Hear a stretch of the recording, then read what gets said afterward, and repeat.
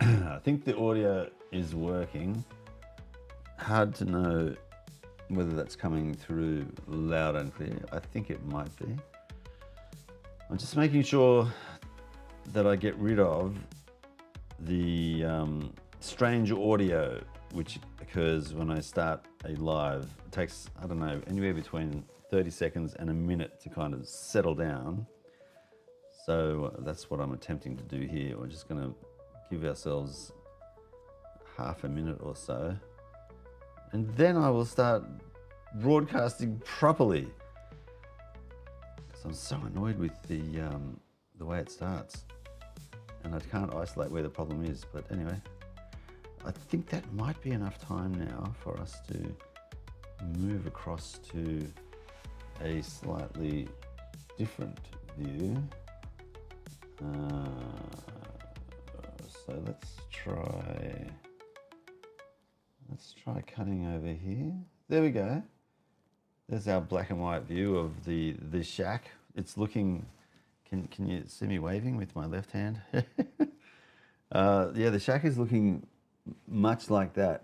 It's very messy, but it is the shack, and I do absolutely love it. So hello, this is is it the 10th? 10th of June for a quick and dirty Tuesday. You thought that I wasn't going to do it, didn't you? You thought, that's it, he's forgotten. He's not going to do the quick and dirty Tuesday because it's a lot later than I normally do this. So it's not late really, it's 10 past 8, but it's later than usual. Normally I do it in the morning, but my God, this morning I had to get up and start work. I had to be at work at 5 a.m. You know, those 5 a.m. starts. Whoo! I'm an old man now. I can't do that. Well, I can because I did it, but I don't like it. That's for sure. I do not like it. Getting up that early. It means I've got to get up. For me, like you don't have to do this, but I've got to do this. I've got to get up. I have to get up at 3:45 so that I can feed the dog, feed the fish, get ready, have a bite to eat, get the coffee going, and then get in the car and travel and be there. And of course, yesterday, I got myself organised, and I actually washed and cleaned the car. So I washed the car, I washed the wheels, I waxed the car, I vacuumed the inside, I cleaned the inside, I cleaned the windows, and I just tidied up everything in the car. And with the car I've got, it's the Mini Cooper D R56 2012 model. I could talk all day about that. That car, unfortunately, had the doors open, the boot open, and there's a light on in the boot, and it's not an LED; it's an incandescent light. So it actually takes a lot of the juice out of the battery, with other electronics going on as well. I think there's lights, LED lights coming out of the doors, the bottom of the doors. There's a light, probably interior light, and there's probably other bits and pieces going on in the car because it's got sensors everywhere. And so I didn't check to see whether the battery was flat or not. And I got up this morning ready to get into the Mini and drive to work, and it didn't start. I'd flattened the battery having the doors open and lights on. So there's another lesson to learn. I've got to have to have the car powered and working while I clean it in future to keep the battery charged, or just start it up straight away afterwards and take it for a drive to recharge the battery. So that's annoying. That's really annoying. That's the only car that I've ever had where that happens. Like normally there's switches, you can turn lights off and you can conserve the battery power, but I can't figure out how to turn the lights off on this without taking the light bulb out. So it's extremely annoying. But anyway, that's what happened this morning. So I had to take Elizabeth's car to work. Oh my God. And then I had to pick up Elizabeth and Poppy from a return trip from Melbourne. So it was early start and then a bit of a frantic rush around what to do in terms of getting to work without the Mini. I really wanted to drive the Mini after spending all that time cleaning it. So look, I'm really tired. I've been up since 3:45. I had a bit of a nap like just a little while ago, and I thought, oh crap, I better do my quick and dirty Tuesday. So we are here. I say on the weekend. So Elizabeth and Poppy went to Melbourne to watch a Carlton AFL game in Melbourne. So I drove them in on Sunday morning, really early, like 6 a.m. Then I got back. So I had Sunday day all to myself, and then Monday and Monday night all to myself. And then I had Tuesday morning at work, so I had to pick them up this afternoon. So actually, Alfie and I had a really good time on our own in the house. It was so good, and that's why I got the car done. But I didn't get anything else done. It was freezing. It's suddenly winter is upon us. I've got the heater in the background. If you probably can't hear it, but I've got some air conditioning going to keep things warm in here. And yeah, it's freezing cold all of a sudden. It actually snowed on Sunday night, I think it was, around this area down in Bargo, so it's not too far away, maybe half an hour drive. So that was cool.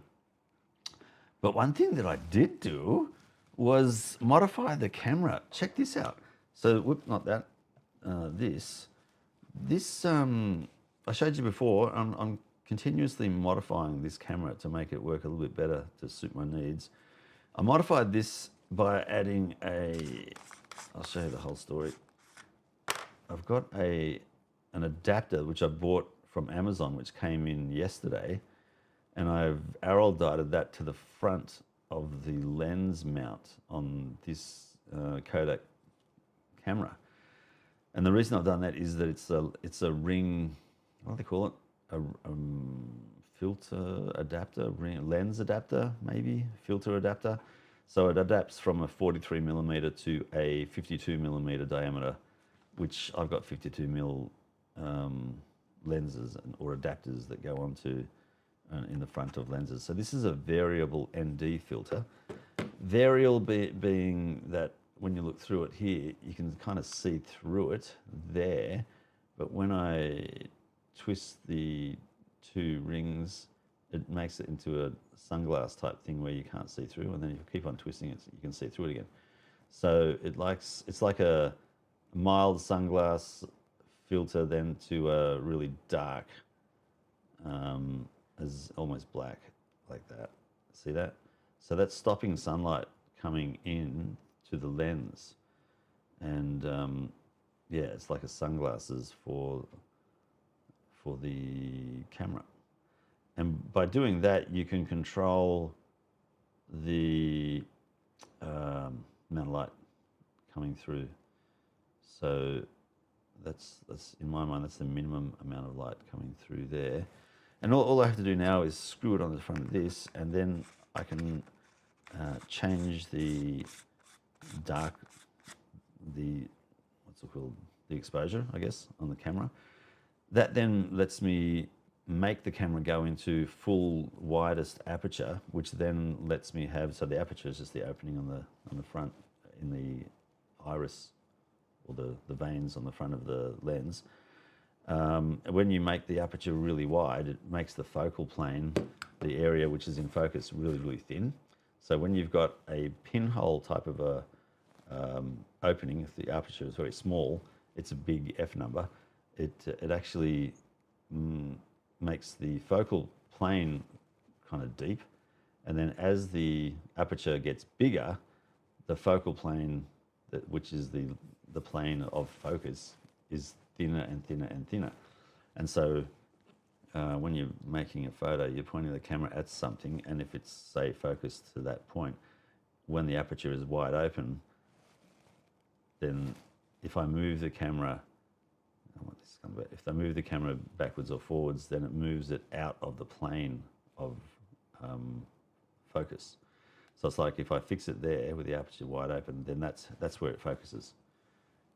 If I make it like the width of my finger, and then if I make the aperture small, like a pinhole, then that focus plane, instead of being just the width of my finger, it would be maybe that wide. So then when you move the camera backwards and forwards, whatever's in between my thumb and my finger is in focus. Hope that makes sense. So that forces the camera to go into a wide aperture to let more sunlight in because it's very dark. And then I can make the image in focus and out of focus. So I did some testing today, and I took some photos, and these are the photos that I took, which let's have a look at. We'll have a look at these and see if that effect is actually coming through or not. So this one was probably the first photo I took where it's got that wide opening aperture.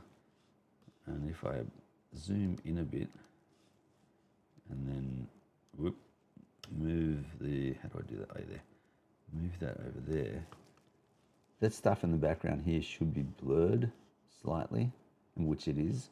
And then the stuff in the foreground where I was focused should be sharper and in focus, which it looks like it is. So it's kind of done. It's hard to see it in that photo, so I'll grab another one. But what do you think of the colors and the photo that this camera takes? That's a 16 megapixel camera. It's not a high resolution at all by today's standards. The camera that this image is taken from, that's a Canon EOS M6 Mark II. It's a 32 megapixel sensor, so it's higher resolution.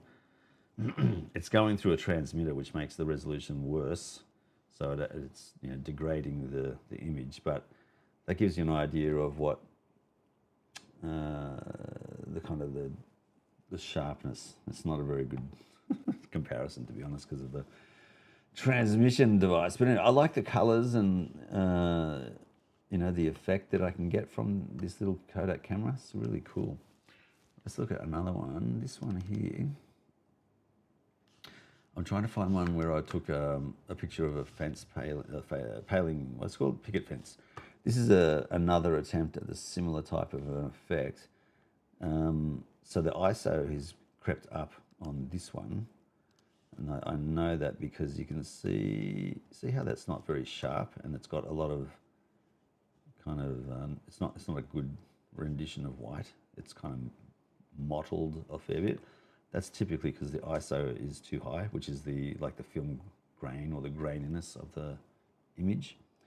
But the main thing I'm looking for here is to see that we get the background blurred, which it looks like it still is there, and the foreground, or what's in the focal plane, nice and sharp. And it is definitely sharper, but it's not a nice sharp image.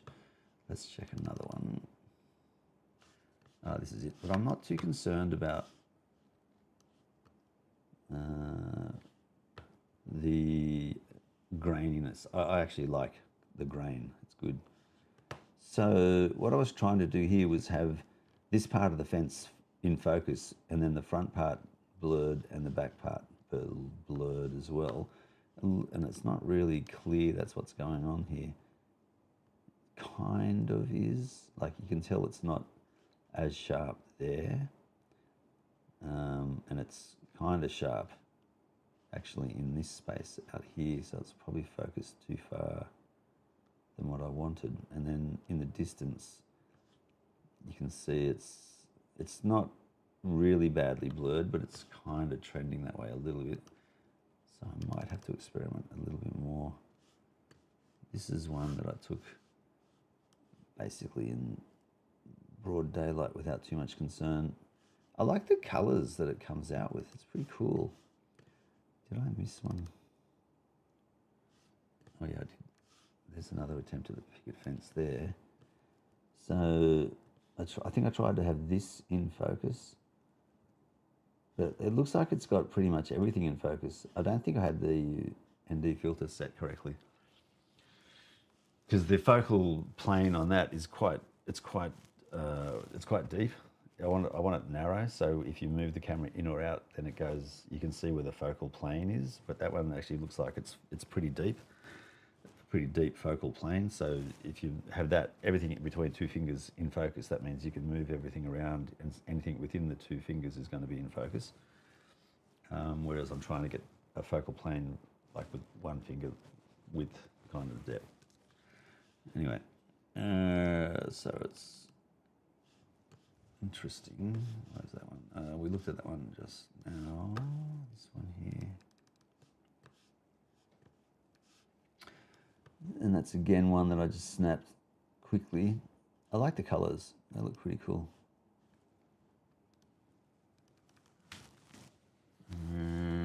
This is one I just thought would be interesting as well. Like, again, the colours and the sharpness as well, because it's pretty sharp there.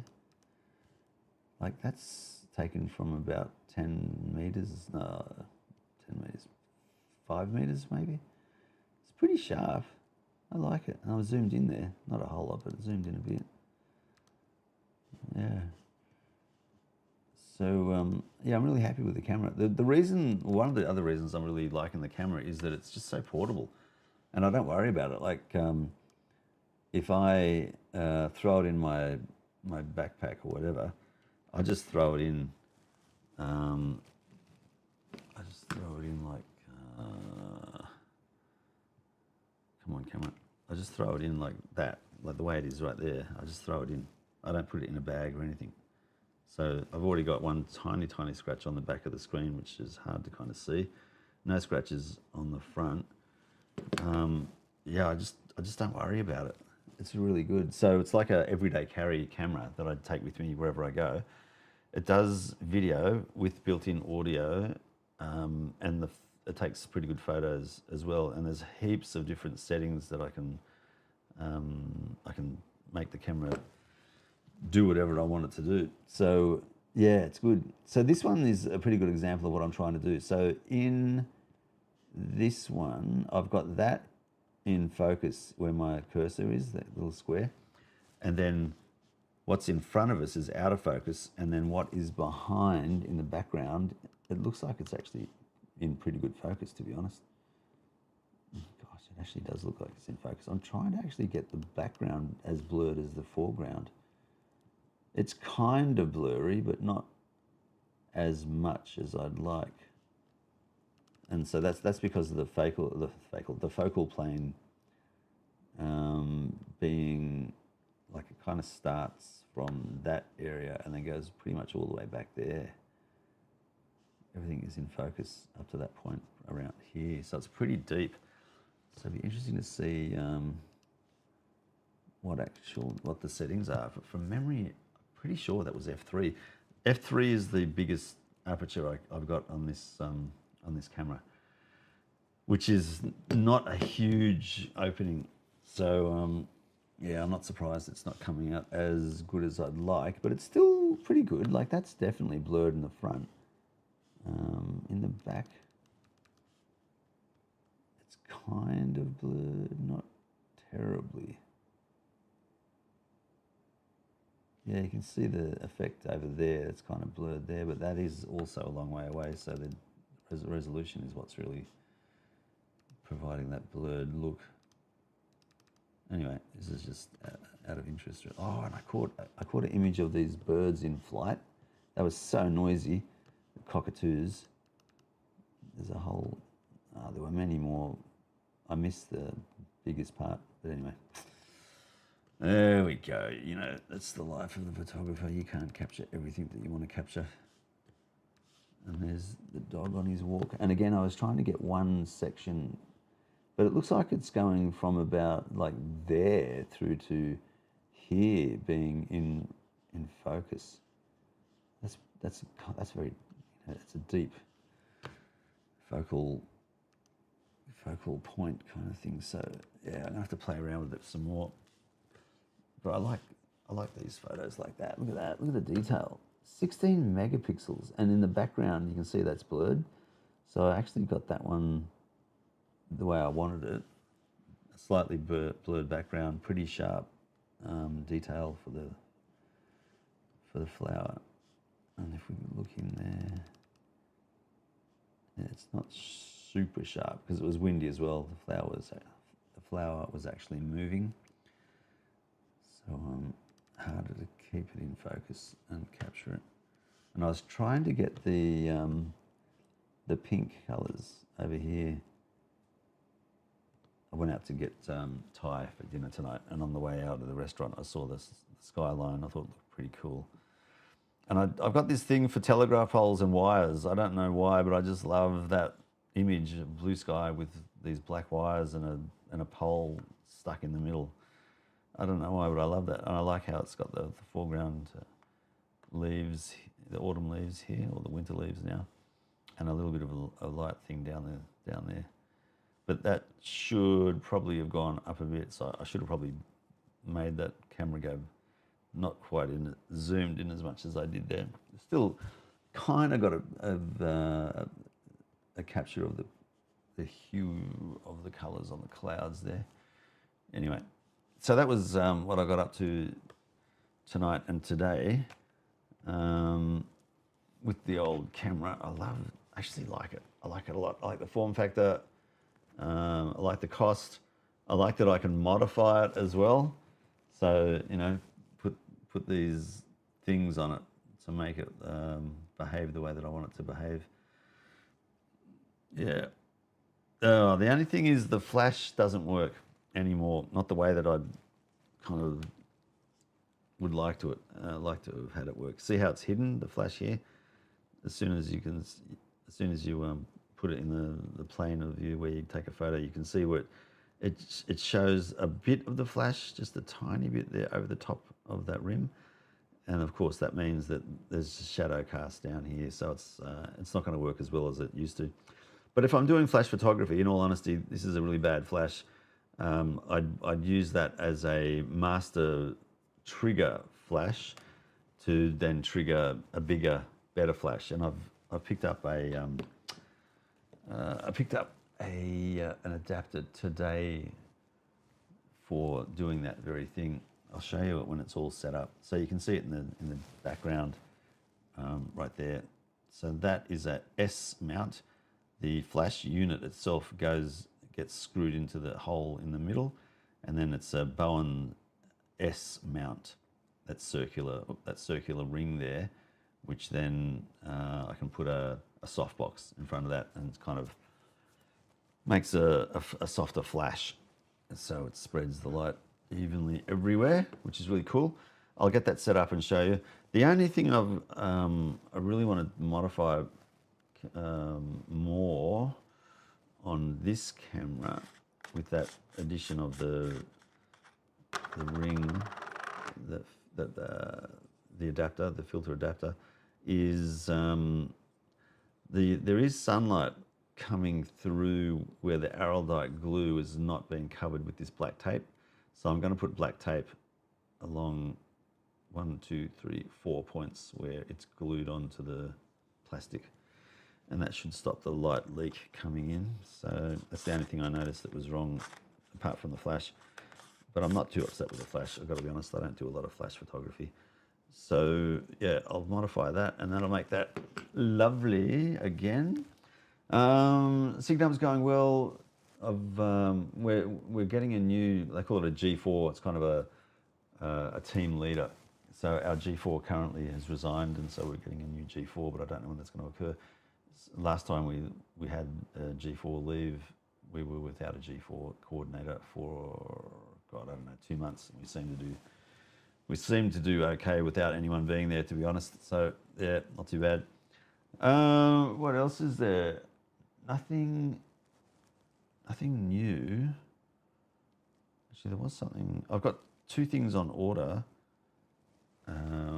which I want to talk about when they come in. That's oh my God, what's it called? A Vailton GP5. It's it's another guitar effects pedal, but it emulates amplifiers, speakers, like cabinets of speakers. So you can get 10-inch or 12-inch emulated speaker cabinets plugged into different amplifiers, along with digital delay. I think it's got a phaser and a flanger.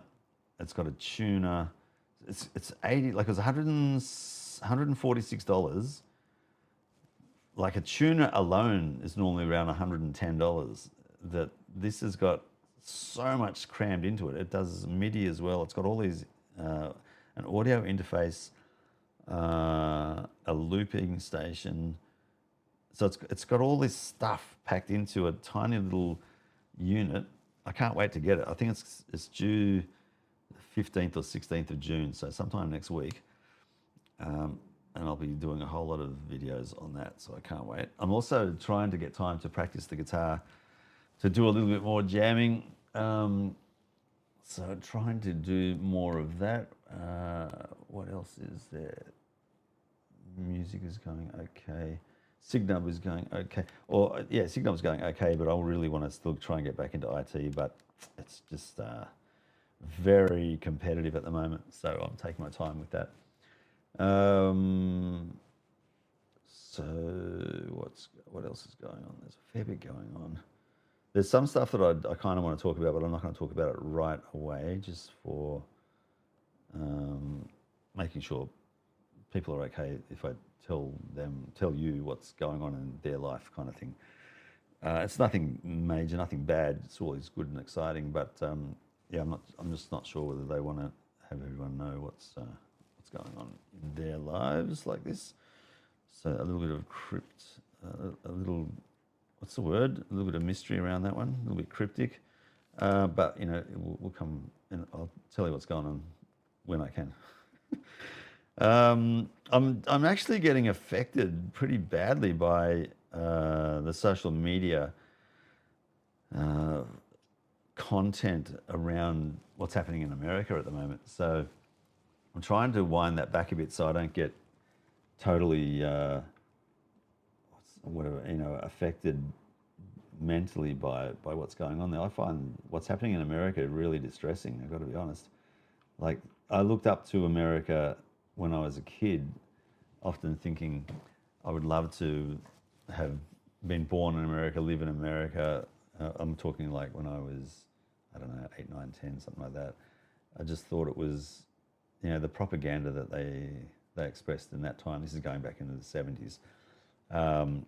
The propaganda around America at the time was that it was super cool, always doing the right thing, never in the wrong, always right. Yeah, it was the propaganda was focused, I guess, on that age bracket, that, you know, 10-year-old type of thinking. So it was really easy for me to have a skewed understanding. I honestly thought this. I thought that in America there were no car accidents, like, because everything over there just worked so well, and everybody was so well trained and so well thought out, intelligent, and behaved so immaculately that no one would do anything that would cause an accident, you know. And if there was, it'd be a malfunction of the machine, not a human. Man, that's really, when I look back on it and think of the influence of that propaganda and how it was manufactured and delivered. I know I'm not alone in thinking like that, but I think very few people would admit to saying that. But I do recall thinking that, and that kind of persevered for a few years after that. So probably into my preteen years, for a little while, and then gradually, you know, you'd read things and see things and understand, no, America is just made up of the same crazy people as the rest of the world, and that's been proven more and more now of late, what's happening over there. But it's really affecting me. So I'm trying to cut back on how much information I put into my brain around what's going on in America. I just feel really sad for America at the moment, I've got to be honest. What's happening over there is just dreadful. So yeah, and it's kind of shown me how easy it actually is for, you know, the things that we take for granted in the Western world, democracy, you know, the ability to live your life the way you want to in pretty broad freedom. Like, I can't think of the last time anyone told me I can't do something that I'd like to do. Maybe the only exception to that probably is flying a drone. Like, there's a lot of laws and regulations around flying drones, which I'm actually okay with. I'm not really upset or triggered by having someone tell me in an official capacity, you can't fly your drone here. It just makes sense to me. Like, if there's an airport or if there's an emergency going on where you've got helicopters or ambulance or pole air police, people trying to help and stop fires, whatever it might be. If the drone is in the way of that activity and it causes a risk for it being caught up in a propeller or something like that, and then making a machine like a helicopter or airplane fall out of the sky, then yeah, I'm happy to not fly that to make sure that the drone doesn't get kind of smashed into, or the drone smashes into a plane to make a mess of things. So yeah, there's things like that where I go, I think that's reasonable, but I can't think of a time where, I can't do something that I really want to do. Whereas I know in dictatorship type countries, you can't earn as much as you want to earn, or you're just told what you can and can't have.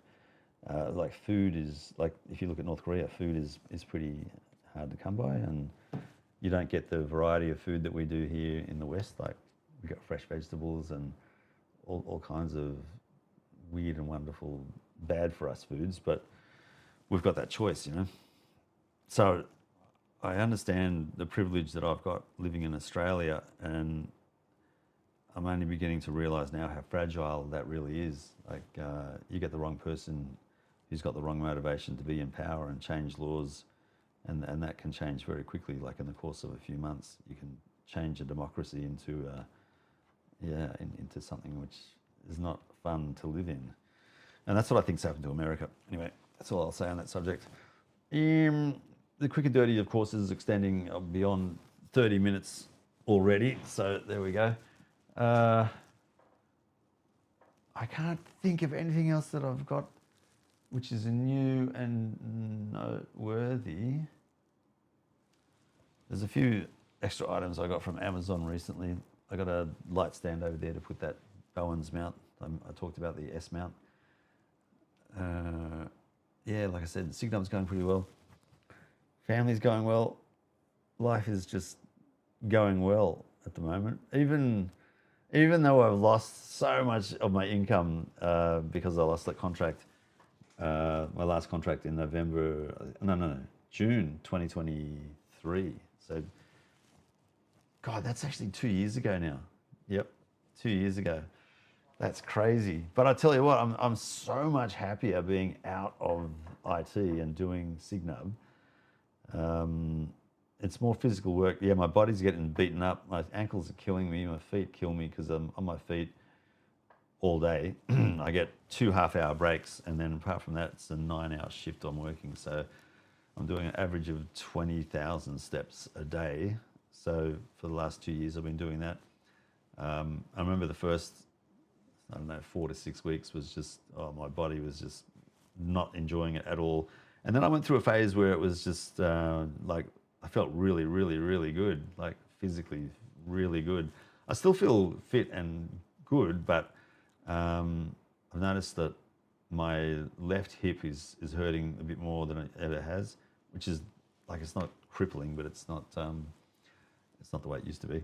And my ankles, it might be the shoes too, because I did read that if you wear the same shoes, which I've been doing over and over again, you can run the risk of having repetitive strain injury just by sinking your muscles or your feet into the wrong spots for too much time. So I think that's what's happening there. So I might buy another pair of boots and then switch them out every few days, hopefully break that pattern of RSI potentially. That's it. No more new tools. I cleaned the car. I did talk about the Gobo, I think. That's the other thing. I've got a whole lot of videos which are half done.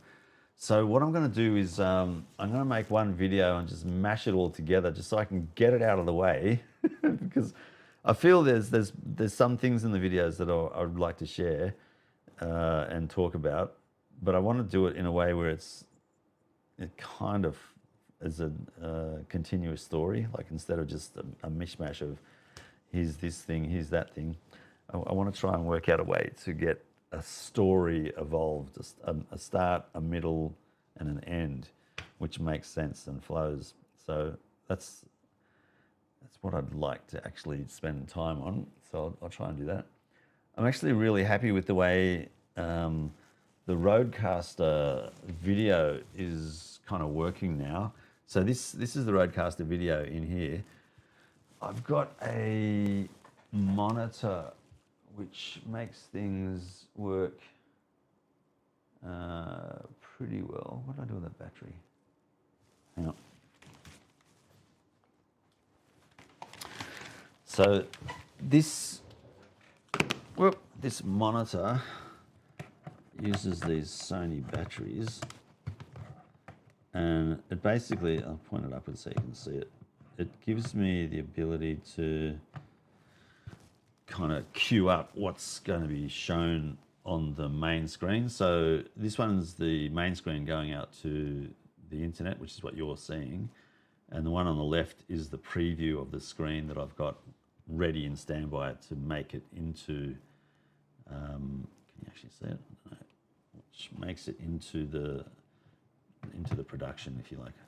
So I switched between the two screens, so that I think this is live and that's the preview, by using these two buttons. If I go cut, it'll go straight across and swap them. If I go auto, then it kind of merges the two together, and then eventually makes the preview and the live. So it's like that's slow motion, this one's immediate. Auto, slow motion, cut just goes cut straight to it. So cut straight to it there, and then auto kind of blends it and swaps it over. So in that way I can kind of queue things up, and it's got audio bars down the bottom here, so I can see the audio levels, what's peaking, what's got no volume, etc. So it's making more sense to me, and it does a green screen as well, so you know I can put things in the background if I ever want to do that. I don't really like green screen, I've got to be honest. Yeah, I prefer live like this, or pre-recorded and then edited and then uploaded. Green screen for me is, I don't know, it's just like it is a cheap way, but I'd use it if I was going to make a really cool story that I needed to get a background for, which I wouldn't be able to easily get. So you can get a photo of something, put it in the background, and then pretend that you're in front of it. And one of the things I want to play around with is actually projecting an image in the background, similar to a green screen, but it's actually like a projected image, and then I'm in front of it and somehow remove the shadow. So I've got to get the light just right so that it doesn't have a shadow on the background of the projected screen.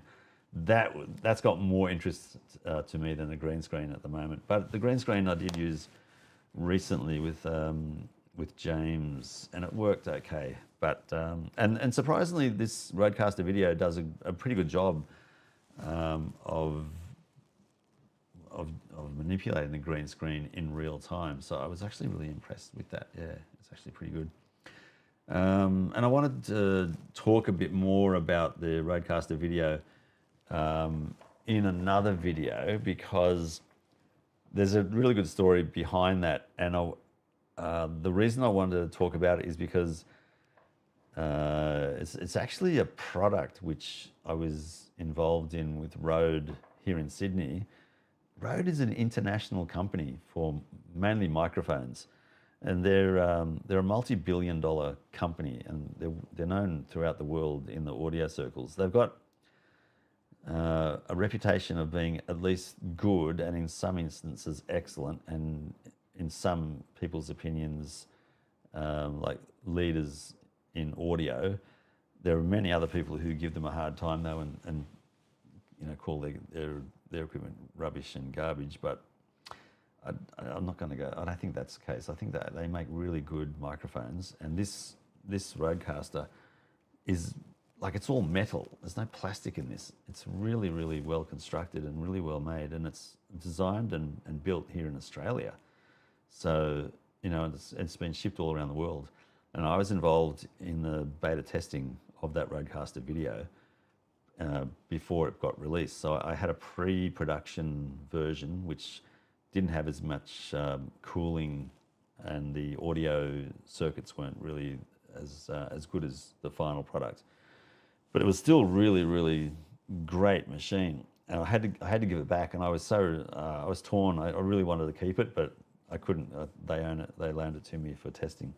But what they did was they gave me a release version of the Rodecaster video. So it's like a $1,500, $2,000 piece of equipment, and because I helped them with feedback on using it, they gave me the Rodecaster. I'm like, what? It's just nuts. And I'm kind of blown away by that because of their generosity, but also because my YouTube channel now has got 108 subscribers. Then it had something in the order of maybe 70. I can't. It was certainly around, half the subscriber count that I have now. So it's tiny, tiny, tiny channel, and yet they chose me of all people in the entire world, of people who make content and do things with video.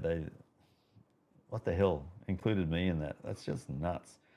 And that's the message that I want to do a story on, is never, ever, ever underestimate your capability and your place in the world. Because, like, if anyone were to say, your YouTube channel, Andrew, is going to be selected and you're going to help Rode with feedback make the product better. And in doing that, they're going to give you a $1,500, maybe $2,000 piece of equipment to say thank you. What? No, you'd expect like a million subscriber channel or something to provide, really good feedback. I don't know. Maybe they wanted someone who was just starting out, and then to gauge ease of use, user interface, how it actually works, to see whether I'd understand how to use it. I don't know. Maybe they wanted a dumb guy to test it out with them. That could be it. But I'm just super grateful for this, because it's really changed the way that my channel looks now. It used to be like I'd grab any camera that I could get. The Insta360 Nano was one of the first kind of high-end cameras that I got. Looking back on it, was like I don't know, 4K just, but it's a 360 camera, so it's got those two lenses on the front and back, which makes it stitched together into a big kind of spherical view. And that was really good fun to play around with and use, and it wasn't that expensive. But that's about the extent of pushing the envelope of technology for cameras that I'd go.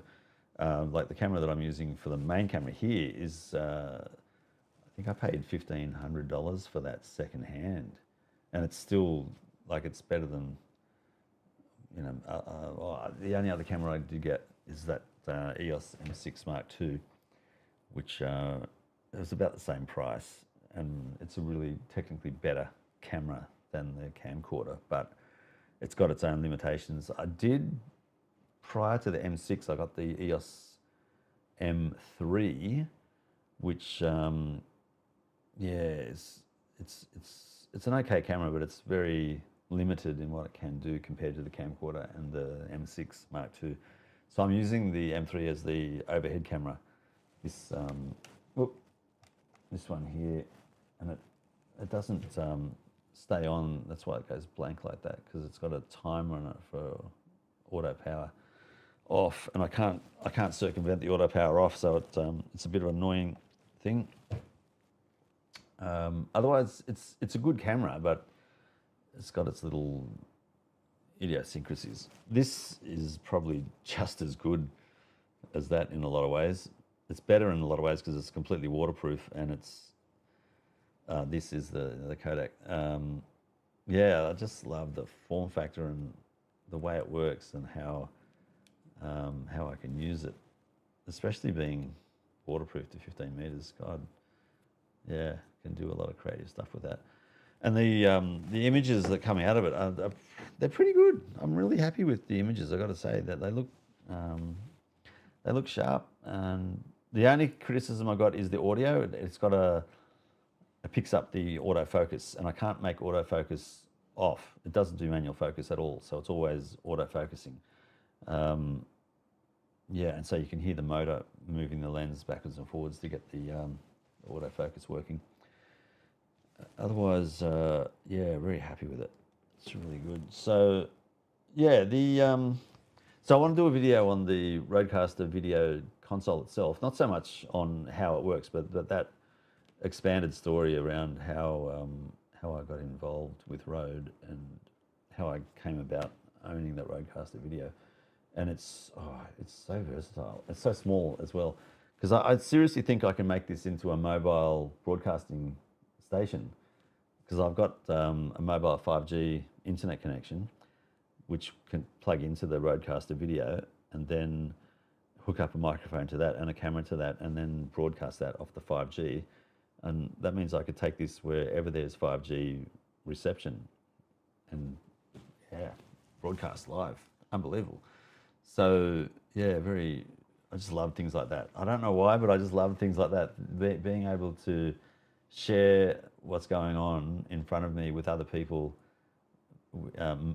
without wires, that's, oh man, love that stuff. Love that stuff. I don't know why. Got no idea why, but I just love it. I just find it super, super, super cool. Okay, that's all I've got. I'm really super tired, so I'm going to have a shower and go to bed.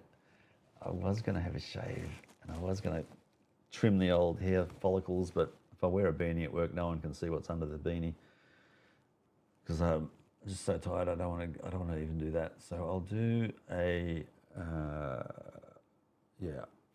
I'll do all that later. I'll go to bed. Okay, that's it. There have been one or two people that have jumped in and out of the chat, but no one's said anything tall, which is fine.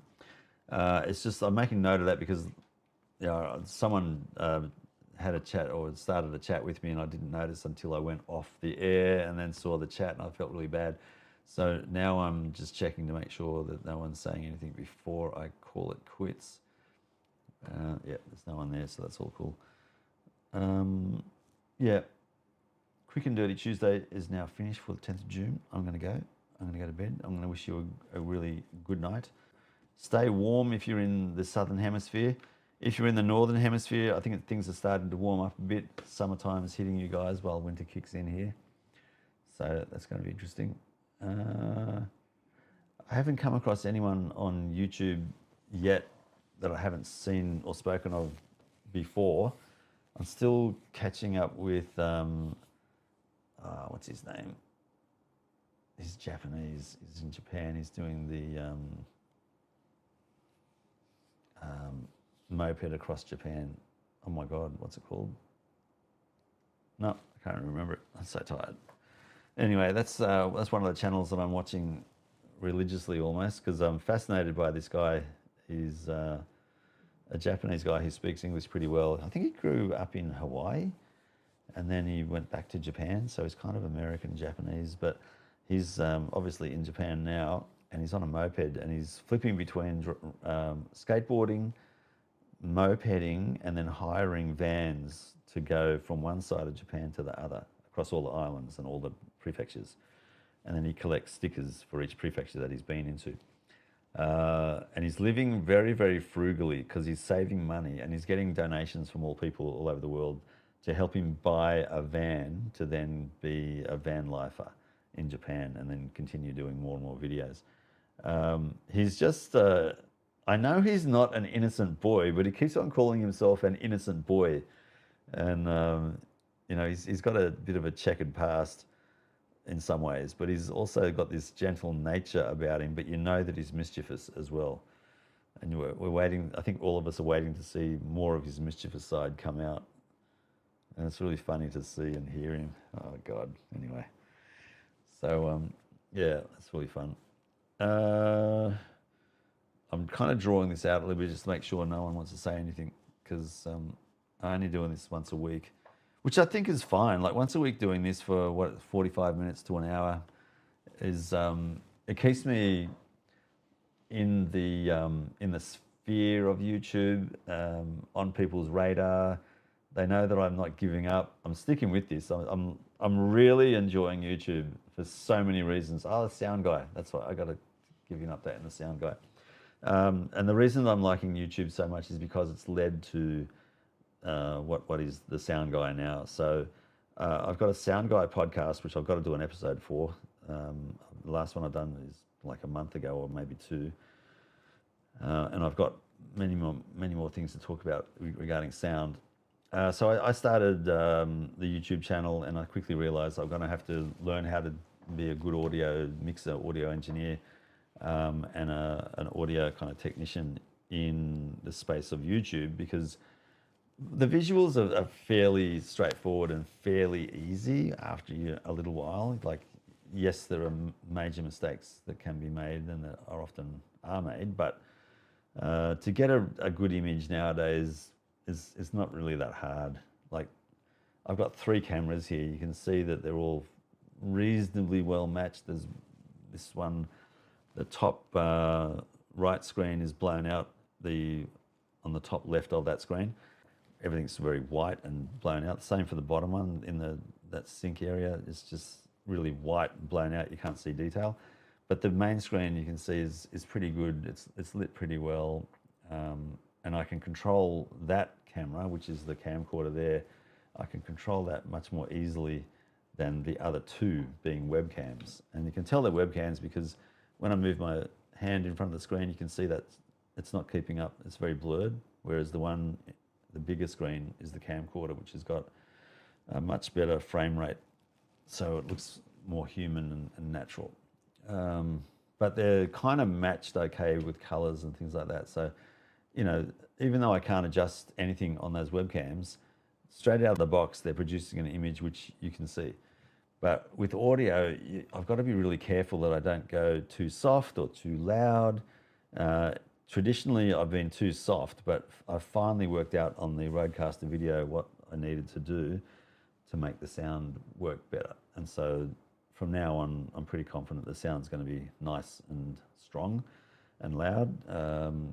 One of my, James, James keeps on complaining about how soft it is. And it was hit and miss for a little while because I'd play around with something and it would kind of work and then it would give up. But of late, I think the last 3 or 4 sessions here is 30 minutes recording remaining. Okay. The last few sessions, the sound has been pretty good. And I've built on that. So as I got more involved in YouTube, I got more involved in understanding how movies are made and what can be done in that space. And that led me to join a group, Facebook group here in Sydney, what's called the Movie Makers of Sydney or something like that, or Sydney Movie Makers.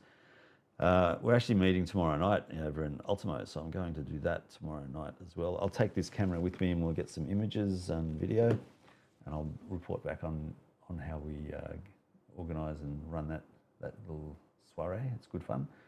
And in meeting with the movie makers in Sydney, I've been involved in doing sound for a whole lot of indie movies, a whole lot of just fun skits and practice sessions and things like that, helping students out. So I've typically been doing a lot of that work free of charge, then migrated to reimbursement for tolls, fuel, parking, and then of late really been pushing the idea that, okay, now I've got to start charging for this because I've got 2 boom poles, I've got a MKE 600 Sennheiser microphone, which is $600 sitting in the Dead Cat behind me. The Dead Cat, the wind protection mechanism there is about $500. I've got the Rode Wireless Pro lav microphone set for $500 again. Then there's the time code systems I've got, the UltraSync 1, UltraSync Blue, Tentacles Track E. So they're all $450 each. So there's $1,200 sitting in 3 devices in one little bag. Just adds up so much. So there's a whole lot of, what I'm saying is there's a whole lot of equipment that I bought which helps me make really good audio, and I've worked out ways to stop. Like, I've got a microphone stuck in here, so you hear that ruffling. I've worked out a way where I can eliminate that pretty much on most actors. I had a challenging time in the last shoot where there was a Kevlar type of police suit uniform that was put on, and it amplified all of the ruffling noise no matter where I put it, and I've yet to figure out how to fix that. So yeah, that's the other thing about it is that there's so much to learn, continuously learning. But I've got to the point now, a year and a half down the track, because I started doing this in November 2023. So since that time, I've worked on, I was, I worked on lots of those indie movies, did some ADR work on a Bollywood movie, lots and lots of on-set sound recording using the equipment I've got. Yeah, I'm really proud and really happy with the audio that I can record and give to movie makers. Yeah, so I'm starting to charge for that. So I had a meeting yesterday with a couple of people that are looking at making a movie up on the Central Coast for 21 days. 21 days back to back, 10 to 12-hour days for 3 weeks. Yeah, I asked them about their budget, but they don't really have a budget, and they've got some money that can throw my way, but it's a very small amount. So I'm tossing up whether to say yes or no to this. But it's a good step in the right direction, because it's through word of mouth that people have heard about me, which is the best way of getting recommendation. Well, of people engaging with you as a business type relationship. And I'm really happy that there were 4 people that recommended me independently of each other to these people. So, and I'm competing with other sound engineers, sound mixers who have been doing this, God, it sounds like to me, for at least 10 years. So after a year and a half to be able to reach that level of, being able to put my bid in, I'm not saying I've got it. I'm just saying that I'm really grateful for the people who let me work on their movies to gain experience and get to the point now where I can start charging for it, and at least start bidding for a professional type of a rate. So yeah, I'm really grateful for that. It's really, really good fun. I just love it. Really, really enjoy it. It is more fun when there's no pay, and because there's more pressure when you've got someone paying your way and they're expecting, an excellent, no problem, no issue type of outcome. Whereas when there's no budget, it's just done for fun. If something goes wrong, you can fix it later. It's the pressure is not quite as strong, so it becomes more fun. But it's still fun even working with people on a bigger budget, because I have worked on films where they've paid me kind of properly, and the expectation is that we're going to deliver something good, and generally we do, so not generally, yeah, we have delivered everything that they needed. So yeah, I'm really actually proud of what I've achieved so far in the sound world. Yeah, so it's good. So I'll keep you updated on how I go with that proposal, that idea. I haven't decided whether I want to do it or not yet, to be honest. Because 21 days, back to back, 10 to 12 hours. I'm 60, Do I want to do that? I've got to spend. I've got to go to a house in the Central Coast somewhere as well, and basically live there for 3 weeks. So with people that I don't know. So there's all of that to factor in as well. Okay, just check the chat again. There's no one there. So yeah, I'll call it quits there. Thanks for your viewing pleasure. I will go and get some sleep. I'm so tired. And I'll catch you next week in the Quick and Dirty Tuesday. But I think I've got to upload some more story type videos properly. So I'll hopefully get some time this week, if not on the weekend. And yep, show you some more videos then. All right, on that note, take it easy. Good night. Bye-bye. Bye-bye. Bye-bye.